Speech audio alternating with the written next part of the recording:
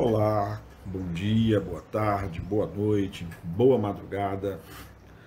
Meu nome é Marcos Venício e seja muito bem-vinda, muito bem-vindo à nossa 60ª aula de estudos sobre a obra A Gênese de Allan Kardec, onde eu convido você a passar aqui cerca de uma hora discutindo assuntos importantes, interessantes, fascinantes e relevantes sobre a doutrina espírita, sobre ciência, sobre a visão lúcida que Kardec tinha sobre a doutrina espírita propriamente dita, a vida e as coisas que aconteceram também no nosso planeta Terra, como eu costumo dizer, na nossa linda joia azul. Aquelas recomendações de praxe. Não esqueçam de se inscrever no canal, de apertar a sineta aí para serem notificados sobre outros lançamentos aqui do canal. Não esqueçam de deixar o seu gostei, isso é muito importante, porém, e muito evidentemente, se você não gostou, deixe um não gostei também. Use a barra de comentários para tecer os comentários, como eu tenho dito, positivos ou negativos, críticas, fiquem à vontade, pois o canal é feito e dedicado para você que, assim como eu, gosta de ciência, gosta de doutrina espírita e vê na doutrina espírita, sim, uma ciência, uma filosofia de vida e não coisas mitológicas e ilusórias. Bom, eu estou gravando esse vídeo numa manhã de quinta-feira, 4 de novembro de 2021. O Brasil passa das 608 mil mortes provocadas pelo coronavírus, né? Graças a Deus e à ciência, né, que desenvolveu vacinas, o número de mortes, apesar de ainda ser significativo durante o dia, no dia a dia, mas caiu bastante, bastante mesmo. As mortes têm se concentrado naqueles que possuem comorbidades graves e, sobretudo, naqueles que se negam a vacinar-se. Infelizmente, o negacionismo ainda é muito alto. O comercial contra as vacinas ainda é extremo, o que causa muita tristeza, sobretudo porque esse negacionismo e esse comercial falso sobre as vacinas custam vidas. Muitas vidas têm se perdido e que não precisava serem perdidas se as pessoas tomassem a vacina. Então, você que ainda não tomou, vá no posto de saúde, vá no local apropriado, tome a sua vacina. Você vai estar preservando a vida e você vai estar protegendo não só a si próprio, como a quem você ama. Então, tome sua vacina, você que não tomou nenhuma dose ainda. E olha, não importa a marca, não importa o rótulo, a vacina que tiver disponível, como eu tenho dito, ela é útil, ela salva vidas. Se você só tomou a primeira dose, não deixe de tomar a segunda dose da vacina, porque a imunidade completa, a imunidade, ela só se dá com a aplicação das duas doses, né? Com exceção da vacina da Janssen, que aí ela é uma vacina de dose única. Portanto, tomem a vacina, a vida agradece. Então, dando início aqui agora a nossa videoaula de número 60, lembrando que nós estamos estudando o capítulo 12 do livro A Gênese, Gênese Espírita, né? A Gênese Kardeciana. E o capítulo 12, ele trata sobre a expulsão do paraíso e os 6 dias da criação, né? Já vimos essa parte dos 6 dias da criação estamos abordando já aqui a história mítica, né, da perda do paraíso. Né? E eu convido a todas e a todos a darmos prosseguimento aqui no item 19, onde a partir de nós teremos a grata oportunidade de vermos, de percrustarmos o raciocínio sempre límpido, sempre lúcido, sempre consciente, sempre lógico de Allan Kardec. Então, sem mais delongas, vamos iniciar. No item 19 do livro A Gênese, né, no capítulo 12, Kardec já assim se refere acerca da falta, né, que Adão teria cometido, e bem como a punição imposta por Deus. Então, textualmente no item 19, Kardec assim escreve: se a falta de Adão consistiu literalmente em ter cometido... Perdão, desculpa, vou começar de novo. Se a falta de Adão consistiu literalmente em ter comido um fruto, ela não poderia, incontestavelmente, pela sua natureza quase pueril, justificar o rigor com que foi punida. Não se poderia tampouco admitir racionalmente que o fato seja qual geralmente o supõe. Se o fosse, teríamos Deus considerando o irremissível crime a condenar a sua própria obra, pois que ele criara o homem para a propagação. Se Adão houvesse entendido assim a proibição de tocar no fruto da árvore, e com ela se houvesse conformado escrupulosamente, onde estaria a humanidade e que teria sido feito dos desígnios do Criador? E aqui, caro ouvinte e espectador, por assim dizer, fica bem clara aqui essa abordagem de Kardec. Eu creio que comentamos já um pouco sobre isso. Primeiro, esses comentários, claro, que eu estou aludindo nas aulas anteriores.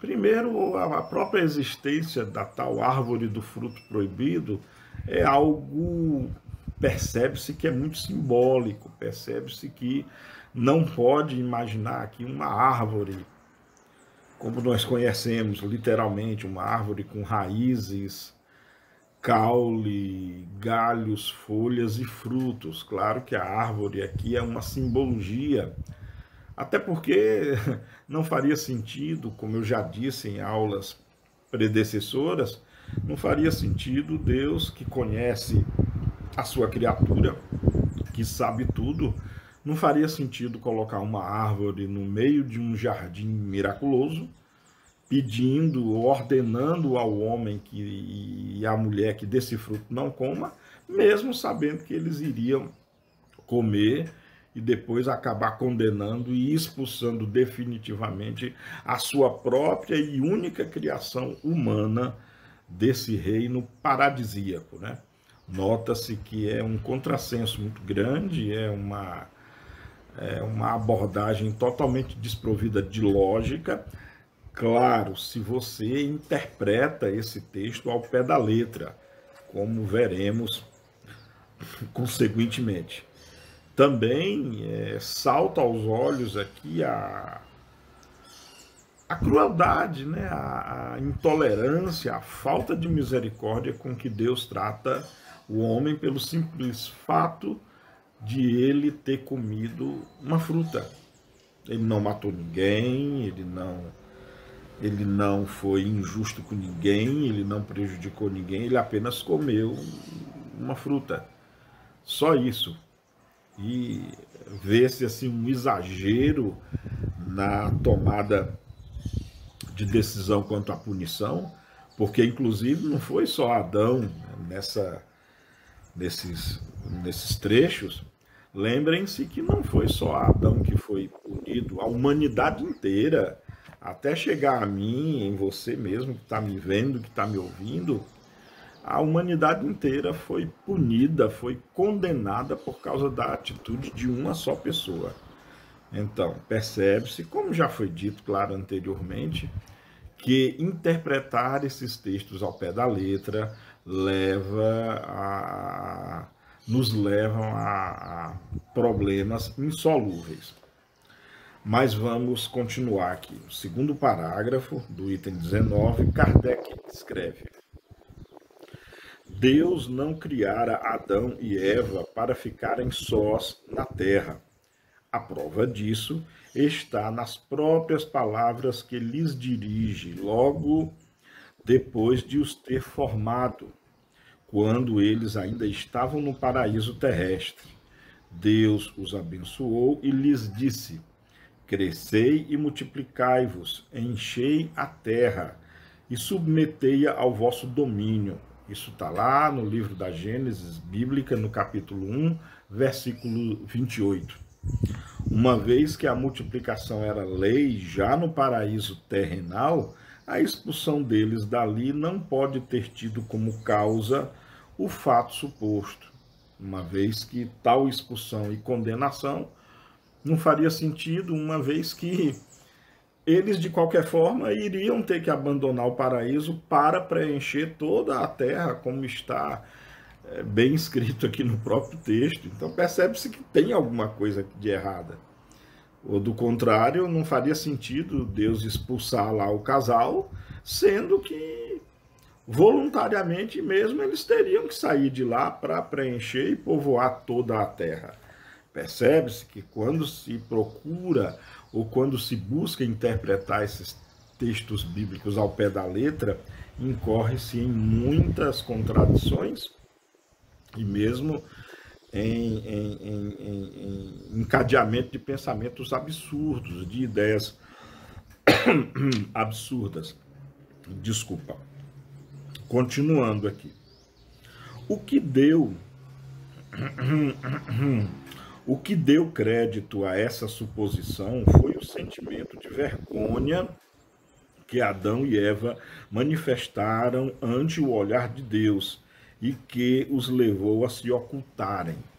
Mas essa própria vergonha é uma figura por comparação. Simboliza a confusão que todo culpado experimenta em presença de quem foi por ele ofendido.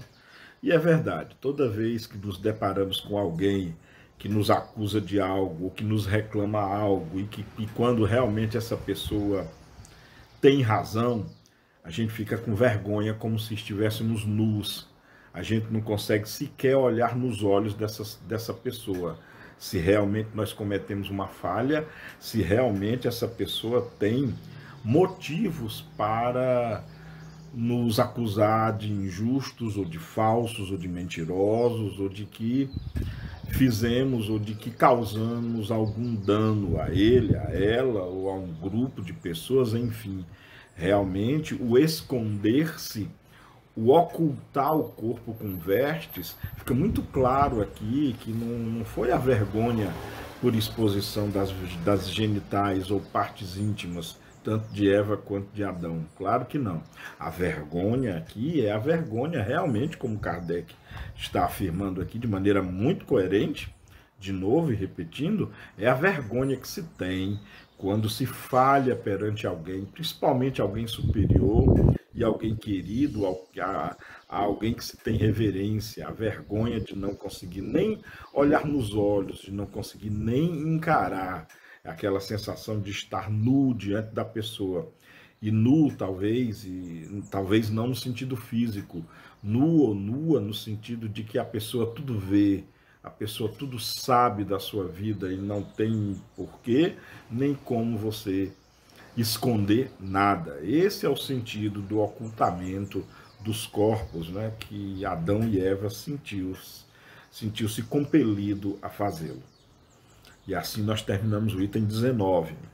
Passando para o item 20, ainda do capítulo 12, Kardec inicia o seguinte: qual, então, em definitiva, a falta tão grande que mereceu acarretar a reprovação perpétua de todos os descendentes daquele que a cometeu. Caim, o fratricida, fratricida é aquele que comete assassinato de membros da própria família. Caim, o fratricida, não foi tratado tão severamente. Nenhum teólogo a pode definir logicamente, porque todos, apegados à letra, giraram dentro de um círculo vicioso. Aqui alude ao comentário que fizemos agora há pouco, né? De não fazer sentido a punição imposta a Adão pelo simples fato dele ter cometido uma fruta, por ele ter comido, consumido uma fruta, muito embora Deus, né, havia ordenado que ele não a comesse. E muito ridículo também, repetindo, as punições, primeiro acarretando a todos os descendentes, chegando até você, até mim, pois somos descendentes, né, desse mesmo princípio antropomorgânico, digamos assim. E também pelo fato de que acabáramos de falar anteriormente, se Adão e Eva receberam a ordem de povoarem a terra toda, não só a região do paraíso, fica bem claro de que eles já sairiam mesmo em algum momento do tão chamado paraíso. Continuando aqui no item 20, Kardec assim se expressa: sabemos hoje que essa falta não é um ato isolado, pessoal de um indivíduo, mas que compreende, sob um único fato alegórico, o conjunto das prevaricações de que a humanidade da Terra, ainda imperfeita, pode tornar-se culpada e que se resumem nisto: infração da lei de Deus.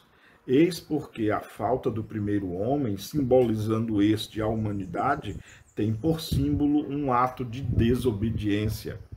E aqui, de novo, de maneira muito lógica, Kardec, no seu entender, na sua pesquisa intelectual, e que fica muito claro, a figura do ato de Adão é a figura da marca da nossa geração, ou seja, uma geração, sim, mesmo até os dias de hoje, uma geração imperfeita, uma geração, uma geração ainda muito patente em infringir as leis de Deus. Basta vermos o mundo que temos ainda hoje. Nós estamos em 2021, né?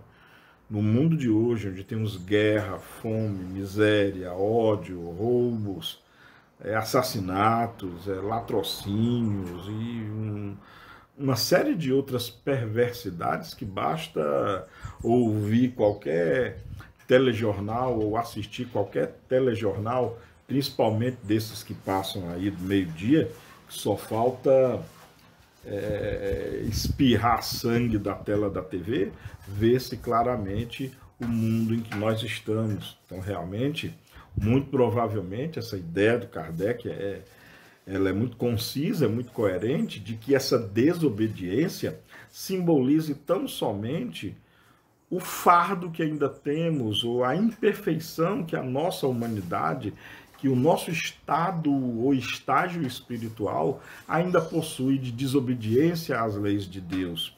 O nosso estágio ainda muito significativo em não buscar o reino, por exemplo, de Deus, ou seja, em não dar mais importância aliás, exatamente o erro de não dar mais importância às coisas espirituais e sim dar importância às coisas materiais, né? Tem até um dizer piegas, né? E pode ser cafona, mas é real, né? É a questão do ter e não ser. Hoje o ser humano, em média, claro, no geral, generalizando, ele procura ter muito dinheiro, muitas posses, muitos títulos, um corpo divino, marmóreo, mas ele procura pouco ser, né? Digno, amoroso, justo, inteligente, sábio, compreensivo, benevolente, tolhido ao perdão das ofensas, acolhido nas preces, cultivando as preces, abraçando as preces, ajudando ao próximo, colaborando para o bem-estar do próximo, estendendo a mão ao próximo, não fechando os olhos diante da fome, da miséria, da injustiça, defendendo, tomando a dianteira e protegendo os mais fracos. Todo esse conjunto de características deveria e deve ser o modo de vida de todo cristão. Salta aos olhos que não é ainda o meio de vida em que adotamos para nós mesmos. Então, realmente, eu concordo plenamente com Allan Kardec que essa desobediência de Adão ao comer o fruto proibido nada mais é do que um símbolo representando não só um homem, mas representando uma espécie inteira, a espécie humana, fadada ainda ao erro, uma humanidade ainda corruptível, uma humanidade ainda facilmente seduzida pelo poder. Afinal de contas, lembram de que a serpente, simbolizada aqui na alegoria, a serpente seduziu a mulher, oferecendo a ela poder, e o poder máximo, que é o conhecimento entre o bem e o mal, e a mulher simbolicamente caiu nessa armadilha. Depois ela própria, assim como a serpente antes dela, ela própria seduziu o homem, e o homem também caiu. Mas caiu por quê? Talvez bem menos culpa da serpente, bem menos culpa da mulher, mas pela própria ambição do homem, pela própria busca incessante do poder. Isso sim é o que representa a transgressão ou a falta de Adão e Eva. Pensem nisso, o que vocês acham sobre isso? Deixem aí no comentário, dê sua opinião, você tem uma opinião diferente? Ou você não concorda comigo, ou melhor dizendo, com Allan Kardec? Eu só estou aqui comentando a ideia, a interpretação de Allan Kardec, e eu pessoalmente concordo plenamente. Mas você, o que você acha? Concorda? Se não concorda, diga o porquê, se quiser, ou diga qual a sua teoria, ou você acredita ao pé da letra, no que está escrito lá, enfim. O canal aqui não... O nosso canal tem por princípio não refutar, aliás, ou não desconsiderar qualquer opinião sincera, embasada e de boa fé. Ela é muito bem-vinda e deve sim ser respeitada. No item 21, Kardec prossegue, né? Dizendo a Adão que ele tiraria da terra a alimentação com o suor do seu rosto, Deus simboliza a obrigação do trabalho, mas por que fez do trabalho uma punição que seria da inteligência do homem se ele não a desenvolvesse pelo trabalho? Que seria da terra se não fosse fecundada, transformada, saneada pelo trabalho inteligente do homem? E aqui, cara ouvinte ou espectador, temos aqui também uma outra grande contradição, ou um tremendo erro de lógica, de encaminhamento, de novo, se nós formos interpretar a palavra ao pé da letra. Porque realmente, como o trabalho é um pecado, aliás, uma punição, se é através do trabalho que ocorre o desenvolvimento, é pelo trabalho que nós resolvemos os problemas que as intempéries do planeta causam, é através do trabalho que nós nos desenvolvemos intelectualmente, moralmente, espiritualmente. Fomos criados para trabalhar, sim, e isso não é punição, não. Muito pelo contrário, o trabalho é o meio mais digno e o meio mais sábio de nos depurarmos, de aprendermos e nos desenvolvermos. Por que Deus colocaria o trabalho como punição?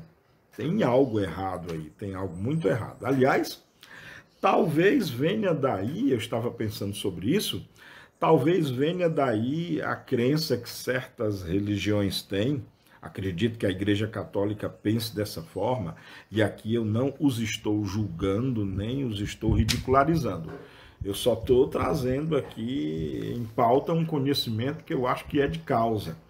Pois para todo católico, o paraíso depois da morte, para aqueles que vão para o céu, é ficarem numa terra paradisíaca, no ócio, sem nada a fazer, sem ter o que trabalhar, sem ter o que fazer. Há até os mais conservadores, né, os mais heterodoxos, por assim dizer, que têm até aquela ideia muito comum em desenhos animados, mas que povoam ainda o imaginário do paraíso católico, que é o eterno deitar nas nuvens tocando a harpa, né, para o resto da vida. Além de ficar deitado o resto da vida, ainda tem que aprender a tocar harpa. Realmente é uma figura também ridícula e que não faz sentido, né? O trabalho é bom, o trabalho enobrece, o trabalho enriquece, sobretudo o espírito humano. Você sabe, você que está me ouvindo, no nosso trabalho, por exemplo, no trabalho do dia a dia, todo mundo gosta de tirar férias, é verdade, eu gosto também de tirar férias. Mas todo mundo sabe, a grande maioria sabe que muitas vezes, às vezes, já depois da primeira semana, você já fica impaciente para voltar no trabalho, você já fica sentindo falta dos desafios, das missões que você recebe, daquilo que você tem que desempenhar, pois o trabalho tem esse objetivo.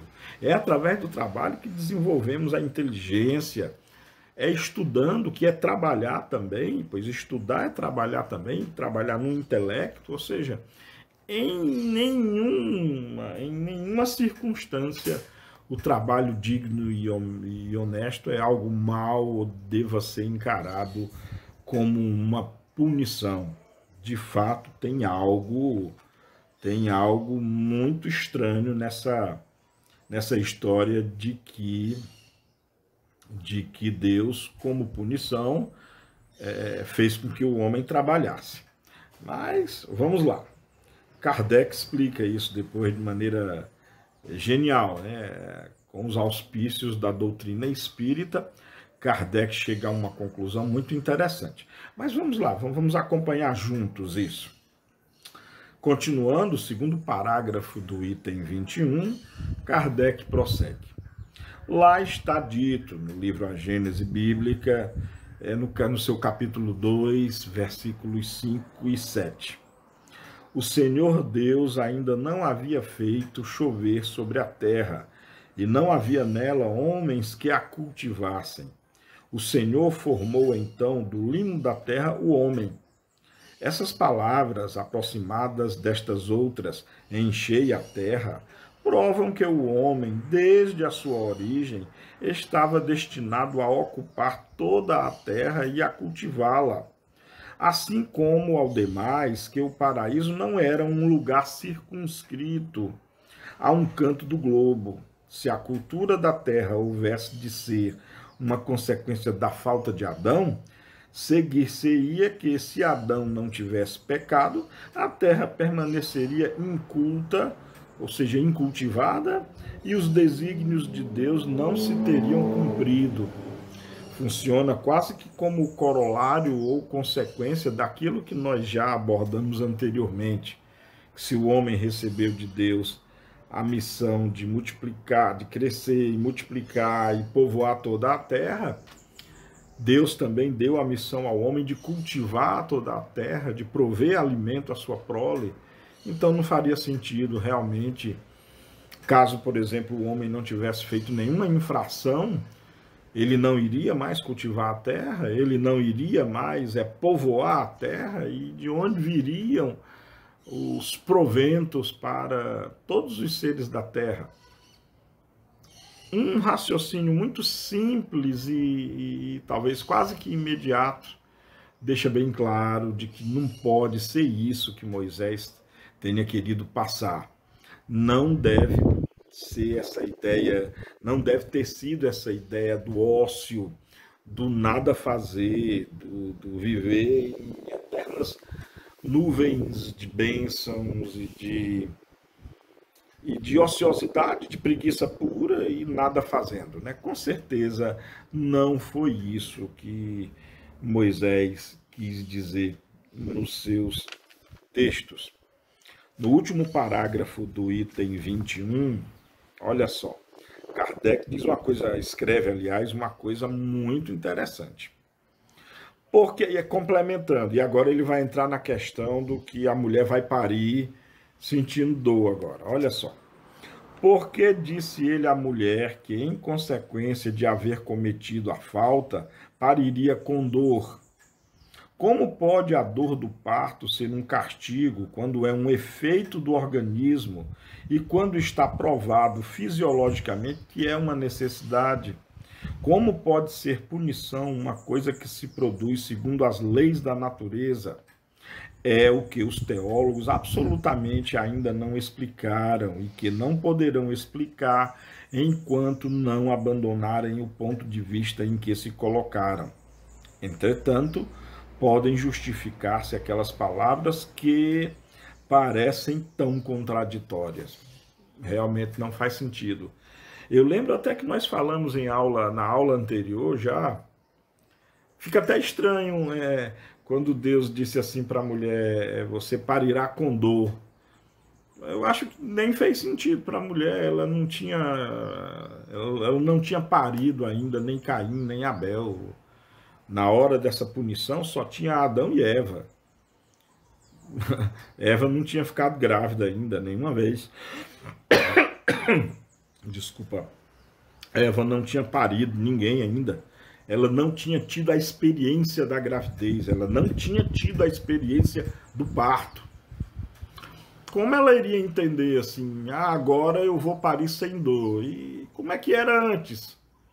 O que é o parir sem dor? E que dor é essa que ela nunca sentiu? Percebem a contradição? Percebem que até mesmo quando você analisa esse contexto numa ordem lógica, numa ordem cronológica coerente, você se perde totalmente? Como Kardec disse aqui com muita propriedade, somente os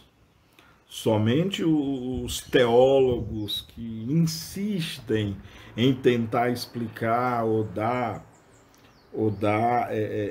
logicidade, ou dar coerência à letra do jeito que está, vão achar que há alguma coisa que se conecte, que faça sentido, na verdade. Mas vamos continuar. Vamos ver o item 22 é muito interessante também.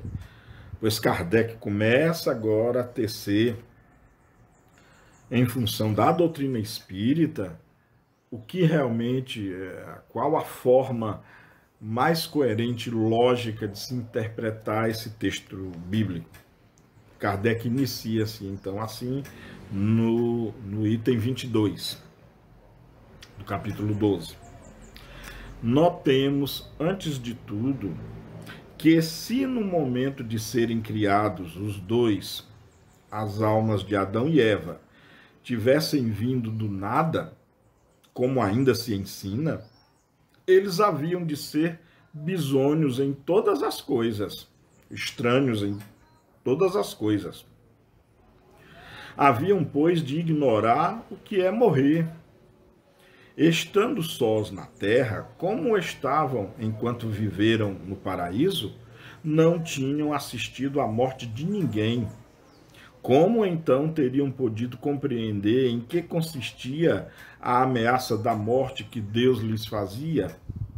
Como teria Eva podido compreender que parir com dor seria uma punição, visto que, tendo acabado de nascer para a vida, ela jamais tivera filhos e era a única mulher existente no mundo?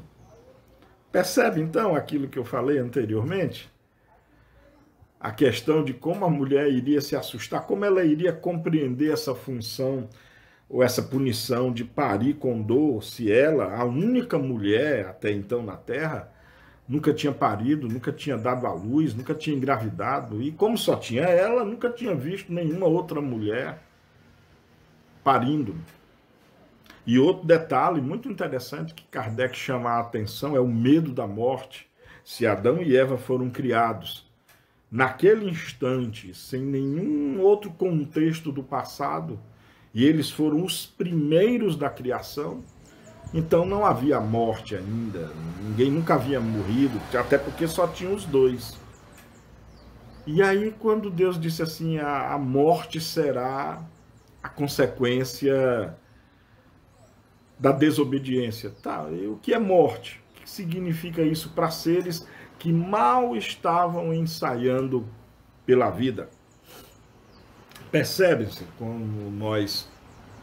quando eu comento a total falta de coerência nesses textos, se você for analisá-los ou tentar interpretá-los ao pé da letra? Kardec continua no item 22.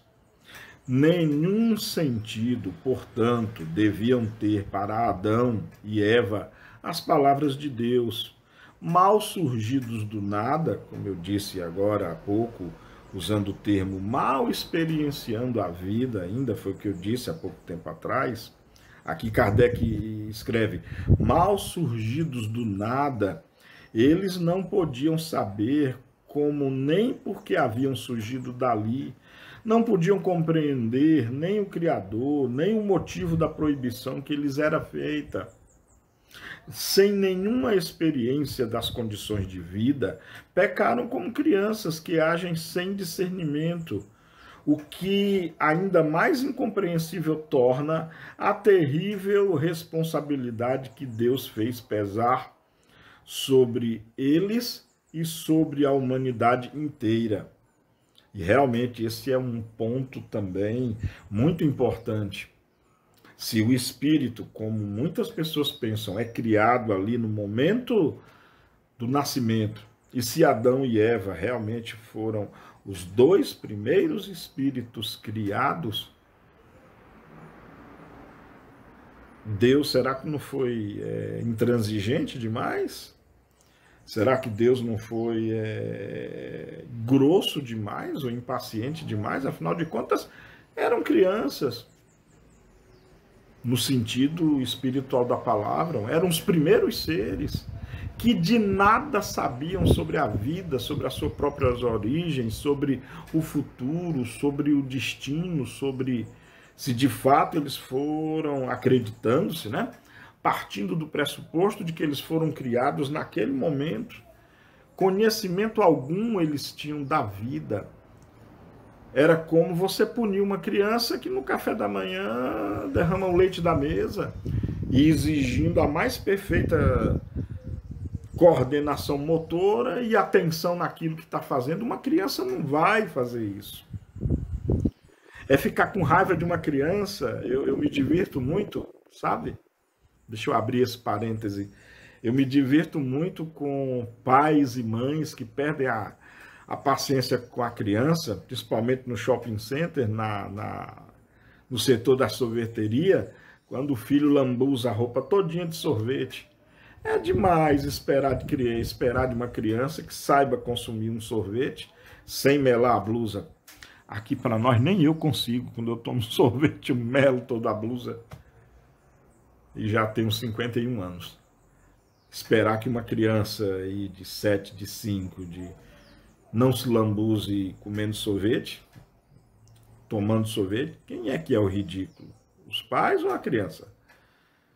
Dá para associar mais ou menos a esse disparate que seria essa atitude de Deus perante esse erro. Cobrar de crianças, digamos assim, talvez não criança fisicamente, mas espiritualmente ainda crianças, cobrar dele e dela um alto grau de raciocínio, um altíssimo grau de compreensão sobre a vida, sendo ele e ela os primeiros a surgirem.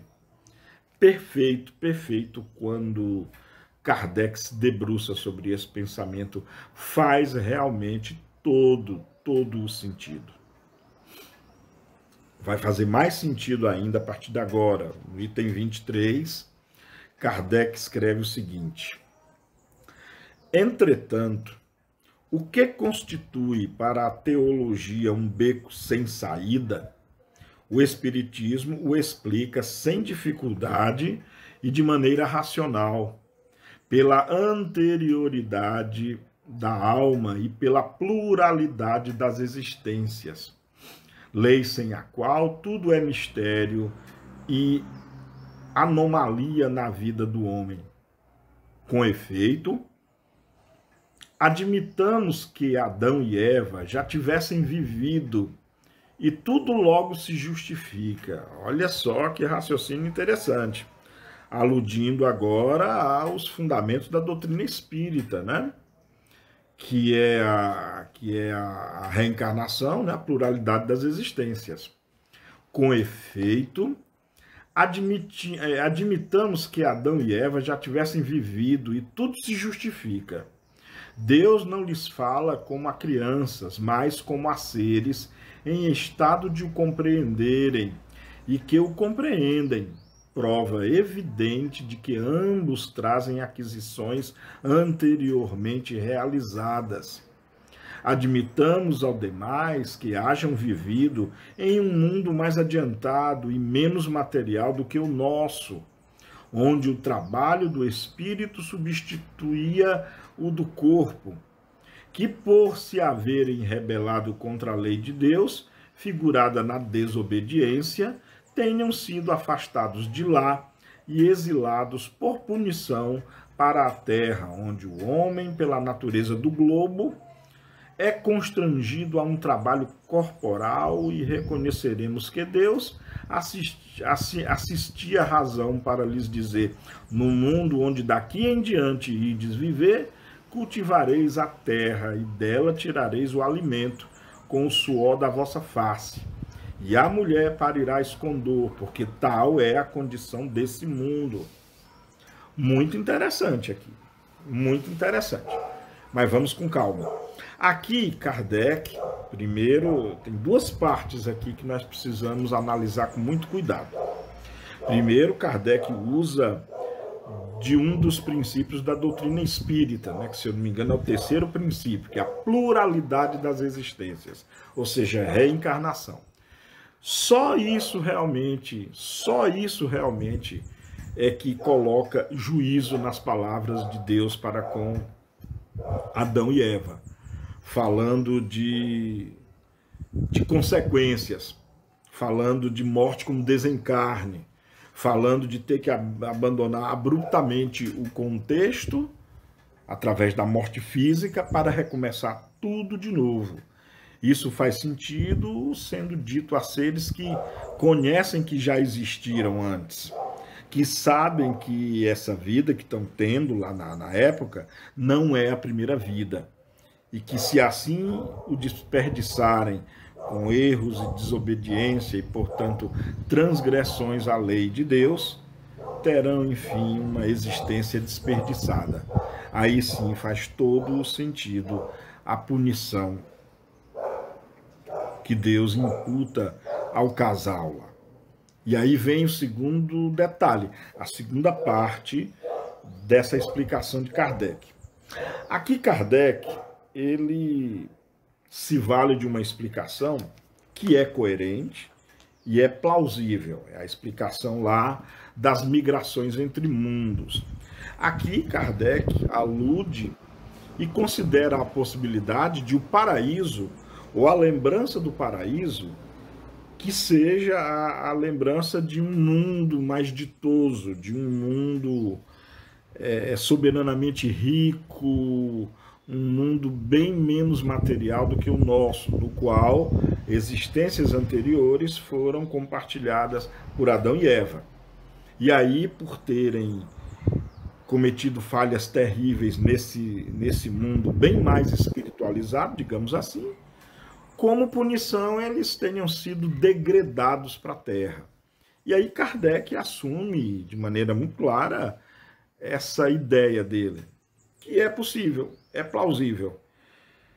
Eu tenho uma outra ideia também, que é muito semelhante a essa, e vou compartilhar com vocês.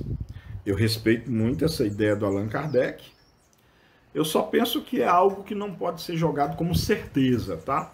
Eu, pelo menos, nos meus próprios estudos e considerações, não vou entender que com certeza foi isso. Pode ter sido.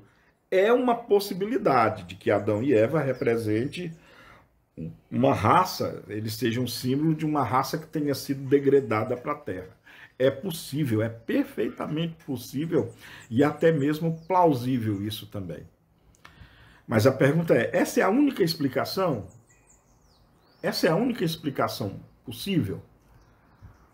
Acho que não. Acho que não. Há uma outra explicação também, na minha opinião, muito plausível. Pode ser que o paraíso a que Adão e Eva e próprio Deus se refere seja o próprio mundo espiritual, pois lá não há o trabalho físico, pois não temos corpos, lá não há o suor na face, tanto figurado aqui nas punições de Jesus, perdão, nas punições que Deus imputa, né? Não sei porque me lembrei de Jesus agora. Enfim, pode ser que não, isso não simbolize a vinda de uma raça inteira de um outro mundo. Possa ser que simbolize simplesmente a vinda do mundo espiritual para o mundo material. E no mundo espiritual é o mundo que, na verdade, por ele ser espiritual e não físico, lá realmente não temos o suor do rosto, não tem gravidez no mundo espiritual, pois lá é o mundo dos espíritos. Trabalho com suor do rosto, gravidez, mulheres com bucho, parindo, isso é coisa de mundo material.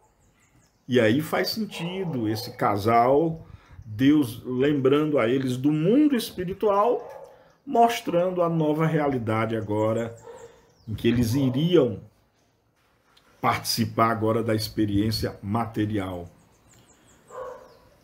Eu estou embasado isso lembrando de que no Livro dos Espíritos tem uma dada pergunta lá, eu não lembro o número, mas depois você pode pesquisar, e é muito simples. No Livro dos Espíritos, numa certa altura, Kardec faz a seguinte pergunta: o mundo dos espíritos poderia existir sem que o mundo material existisse? E a resposta que os espíritos dão é sim. O mundo espiritual poderia existir sem nunca ter tido necessidade do mundo dos espíritos, perdão, do mundo material, né, do mundo da matéria. As palavras que eles dizem não são exatamente essas, eu não fiz uma declaração ipsis literi, como se fala, mas o sentido é esse. Os espíritos deixam bem claro de que sim, o espírito poderia viver só a realidade espiritual sem nunca ter vivido a realidade material. Talvez signifique isso, essa passagem da Gênese. Kardec não considerou, mas eu vejo mais uma possibilidade. O que você acha? Comentem aí o que você pensa sobre isso. Faz sentido o que eu estou falando? Faz sentido essa ideia que eu tive? Kardec é defensor da ideia da vida de outros mundos, de outros orbes, de outros planetas. Basta lembrar de Capela, né? No movimento espírita tem muita história dos exilados de Capela. Algum dia eu vou comentar sobre isso. Então, talvez essa história dos exilados de Capela tenha surgido dessas ideias subliminares aí que Kardec deixa bem claro. Na verdade, nem são ideias subliminares, são ideias bem diretas mesmo. Talvez daí surgiu dissertações acerca do que hoje nós entendemos como os exilados de Capela. É uma possibilidade, como eu já disse. Eu não estou dizendo aqui que Kardec está errado, em hipótese alguma. A propósito, quem sou eu para dizer que Kardec estava errado nesse aspecto? Mas o que eu estou dizendo é que não há só uma explicação. Eu penso que essa que eu penso também, ela é plausível. Então, de um lado, Kardec defendia os exilados de outros mundos, e eu estou dizendo que talvez aqui ilustre, e faz todo sentido para mim, como o primeiro livro da Bíblia, ilustre exatamente a passagem do mundo espiritual para o mundo material. A figura de Adão e Eva, na minha opinião, simboliza muito bem essa passagem de um mundo onde não existia dor física, que era o mundo espiritual, para o mundo material. Eu acho que ficou claro isso. Mas deixe aí nos comentários o que você pensa disso. Escreva, mas claro, só se você quiser. Bom, continuando aqui, no segundo parágrafo do item 23, o paraíso terrestre, cujos vestígios têm sido inutilmente procurados na Terra, era, por conseguinte, a figura do mundo ditoso, onde vivera Adão, ou antes a raça dos espíritos que ele personifica. A expulsão do paraíso marca o momento em que esses espíritos vieram encarnar entre os habitantes do mundo terráqueo, e a mudança de situação foi a consequência da expulsão. O anjo que, empunhando uma espada flamejante, veda a entrada do paraíso, simboliza a impossibilidade em que se acham os espíritos do mundo inferior de penetrar nos mundos superiores, antes que o mereçam pela sua depuração. E aqui Kardec está só complementando, né, a ideia que nós já tecemos anteriormente. Né? Kardec está aqui só concluindo o seu raciocínio acerca dos exilados ou dos degredados. Né? É só uma conclusão do diálogo e da premissa que nós havíamos dito anteriormente. É isso, eu acho muito interessante e super saudável, sabe? Pensar, raciocinar e tecer suas próprias ideias. Tem um pensamento do Einstein muito interessante. Uma vez, Einstein fala sobre o pensamento, principalmente para se explicar alguma coisa.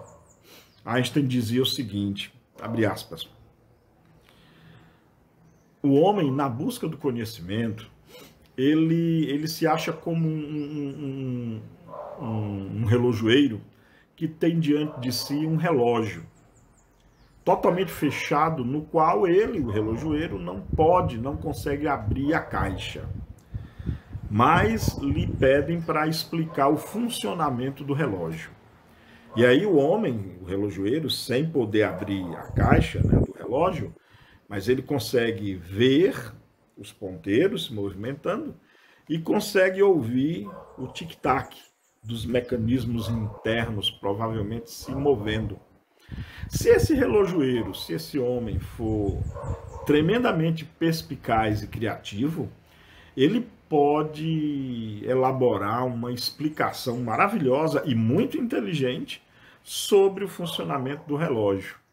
Mas como ele não pode abrir a caixa, ele nunca vai ter certeza se a sua explicação está correta. E se ele for humilde, sábio e simples de coração, ele nunca vai achar que a explicação dele é a única possível. Fecha aspas. Eu penso exatamente como Einstein, né? Sobre a explicação de qualquer fenômeno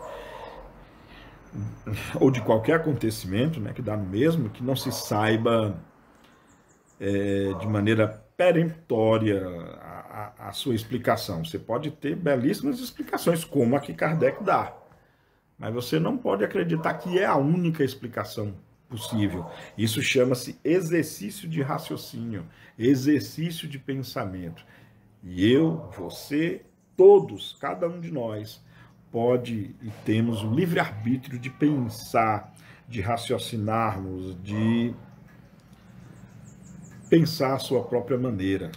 Isso é que é lindo do espírito humano, pensar por si mesmo. Renato Russo, inclusive, dizia que numa de suas lindas músicas que quem pensa por si mesmo é livre, e ser livre é coisa muito séria. Bom, Kardec entra aqui num outro ponto muito interessante, continuando o relato bíblico, agora acerca lá do Caim, da história do Caim. Lembra lá do Caim que matou o Abel e ele foi expulso de casa? Kardec começa a explicar esse outro detalhe aqui, que se você for interpretar ao pé da letra, juntando com tudo que já foi lido, vai dar pesadelo, porque você não vai entender como que certas coisas são possíveis. Vamos lá. Item 24, do capítulo 12, da Gênese kardeciana. E aqui é relato bíblico, tá? Caim, depois do assassínio de Abel, responde ao Senhor: a minha iniquidade é extremamente grande para que me possa ser perdoada. Vós me expulsais hoje de cima da terra, e eu me irei ocultar da vossa face. Irei fugitivo e vagabundo pela terra, e qualquer um então que me encontre matar-me-á. O Senhor lhe respondeu: não, isso não se dará, porquanto severamente punido será quem matar Caim. E o Senhor pôs um sinal sobre Caim, a fim de que não o matassem os que vissem a encontrá-lo. Tendo se retirado de diante do Senhor, Caim ficou vagabundo pela terra e habitou a região oriental do Éden. Havendo conhecido sua mulher, ela concebeu e pariu Enoque. Ele construiu Vairi Bone, literalmente, estava construindo. É que o termo Vairi Bond não é construiu, não, estava construindo uma cidade a que chamou de Enoque, Enoquia, do nome de seu filho. Esse trecho está lá na Gênesis, no seu capítulo 4, versículos de 13 a 16. Então tem muita coisa interessante aqui para nós estudarmos juntos aqui, tá? Primeiro deixa eu falar aqui que foi lido o termo vagabundo, né? O termo vagabundo, ele hoje em dia ele é utilizado de maneira não tão correta. O termo vagabundo ele é altamente pejorativo hoje, né? Sujeito é um vagabundo, é aquele que não faz nada, que não trabalha, que não quer nada com a vida, né? Mas a palavra vagabundo quer dizer aquele que vagueia a ermo, é o errante, é o que anda pelo mundo, é o andarilho, é o que vagabundo significa, tá? Olha só as contradições que Kardec encontra aqui nesse trecho. Olha só, eu ia explicar, mas o próprio texto de Kardec já é autoexplicativo. Olha só. Se nos apegarmos à letra da Gênese, eis as consequências a que chegamos. Ou seja, se você confiar nessas palavras literalmente, olha o problema que vai dar. Adão e Eva estavam sós no mundo, depois de expulsos do paraíso terrestre.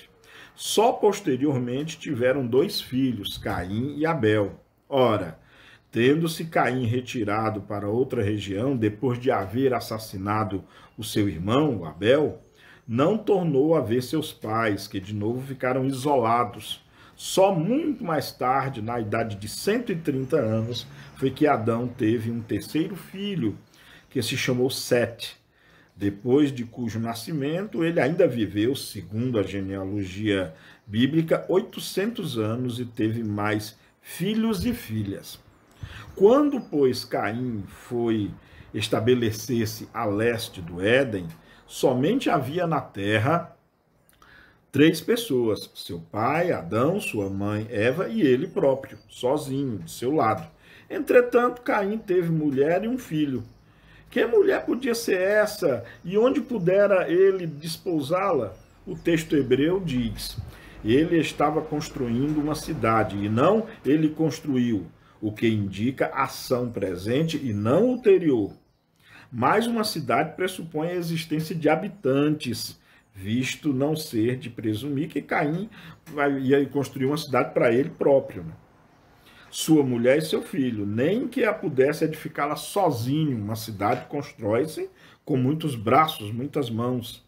Dessa própria narrativa, portanto, se tem de inferir que a região era povoada. Ora, não podia ser pelos descendentes de Adão, que então se reduziam a um só, Caim. Aliás, a presença de outros habitantes ressalta igualmente dessas palavras de Caim: serei fugitivo e vagabundo, e quem quer que me encontre, matar-me-á. E da resposta que Deus lhe deu: quem poderia ele temer que o matasse, e que utilidade teria o sinal que Deus lhe pôs para preservá-lo de ser morto, uma vez que ele a ninguém iria encontrar, porque só tinha ele mesmo? Não é verdade? Ora, se havia na terra outros homens, afora a família de Adão, é que esses homens aí estavam antes dele, donde se deduz esta consequência, tirada do texto mesmo da Gênese. Adão não é nem o primeiro, nem o único pai do gênero humano. E aí realmente embasa a teoria primeiro de que Adão representa uma outra raça, representa uma porção da Terra e não a Terra toda, vista que já existiam seres aqui na Terra de outras raças ou de outras ascendências ou de outras origens. Isso explica isso. E claro, contribui um pouco mais para a ideia de que, na verdade, não contribui mais não, mas apenas faz sentido interpretar a raça representada por Adão como vinda de um outro mundo, ou esse outro mundo, na minha ideia, que seria o próprio mundo espiritual, assim como todos os que estavam lá na Terra também virem do mundo espiritual, né? Mas de hierarquias diferentes. Que do contrário seria o mesmo contexto e a mesma história, né? E aí, para finalizar o capítulo 12, né? Só falta um item. Vamos estender um pouquinho mais, então.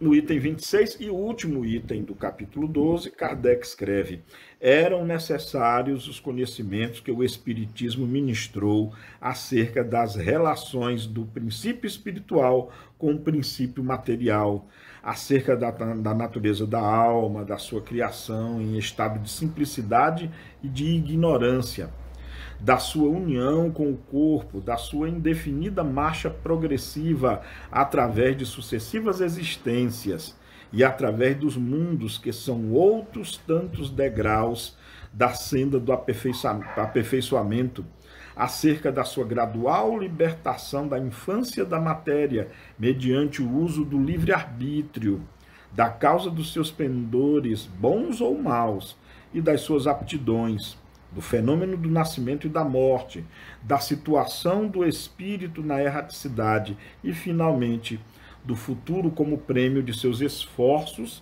por se melhorar e da sua perseverança no bem, para que se fizesse luz sobre todas as partes da gênese espiritual. Graças a essa luz, o homem sabe doravante de onde vem, para onde vai, por que está na terra e por que sofre. Sabe que tem nas mãos o seu futuro e que a duração do seu cativeiro neste mundo unicamente dele depende. Despedia da alegoria acanhada e mesquinha. A Gênese se lhe apresenta grande e digna da majestade, da bondade e da justiça do Criador. Considerada desse ponto de vista, ela confundirá a incredulidade e triunfará. Realmente, só a doutrina espírita nos traz uma visão lúcida, coerente, lógica, científica e totalmente dentro de critérios muito conscientes, de muita sabedoria. Eu encerro por aqui. Vamos comentar mais um pouquinho na nossa próxima aula, na semana que vem. Fiquem com Deus. Olha, ainda tem uma pandemia lá fora. Se for sair, use a máscara. De novo, tome a vacina. Comentaremos mais sobre esse último item na aula que vem e daremos início já aos nossos